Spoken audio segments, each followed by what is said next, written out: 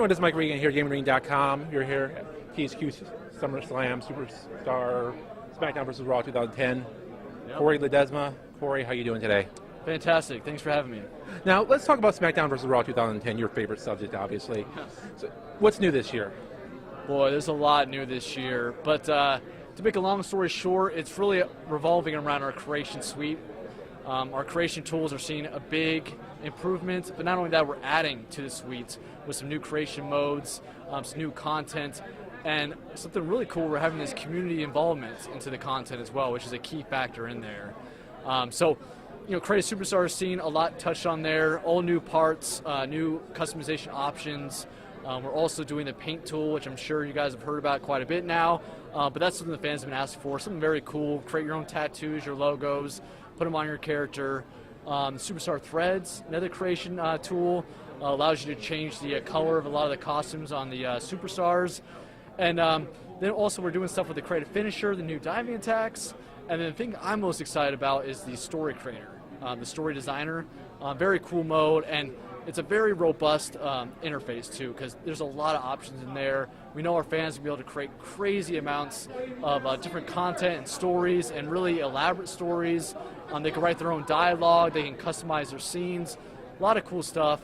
And the beauty behind it is all these creation items are all able to post online for the community to share. So you download them, you upload them, you can play with that content offline and online, a lot of cool stuff. So that's kind of everything in a nutshell.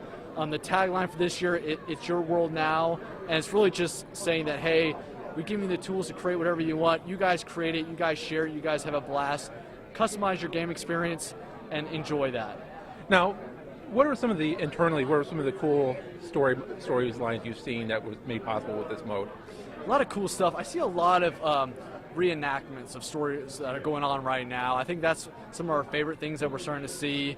And even us doing our own little spin on the stories too, which is really cool. So seeing a lot of designers do that. But then you get into, since you can use creative superstars in these stories, you get into a lot of fantasy-based ones that have really nothing to do with WWE or wrestling, and they get pretty wild and crazy. And so it's really a cool tool because you can create anything, whether it's WWE related, another federation, something totally fantasy-based. The tool is really built to allow you to do whatever you want. Obviously, maybe a key one, maybe a reenactment of the NWO takeover, maybe you could do that. A lot of cool stuff like that. Like you said, past stories. Even if you just want to focus on one show, if you just want to do stories related to ECW in the past, you know, with Sabu, and if you want to do something like that, you could do that in this story mode. And also, what's really cool is that you don't have to focus on one character. I'm going to do a story about Randy Orton. You can actually do a story about everyone and just have matches for every single guy on the card, and just do a story about the WWE just constantly evolving, or what you see on the show. So there's no kind of limitations in what you do. You don't have to select, boy, I'm going to make a story about Undertaker and everything has to be related about him. It's not that restricting. Now, about the Creative Superstar mode, I noticed in the screenshots they were saying there was 48 layers or 48. What does that represent? I mean, is that how many layers you can put on the character, or how many items you can put on the character? Well, I'm not an expert on the amount of layers. I know that's a frequently asked question, and if you saw 48 on that, it's probably the layer list. I'm not 100% sure though, so I don't want to be quoted on that. But yeah, we make sure that you have enough items to layer there, of course, because there's a lot of different content you want to add in your character, and we understand that. We want to support that. And in the past too, when people had to create custom logos, they would apply all these different parts.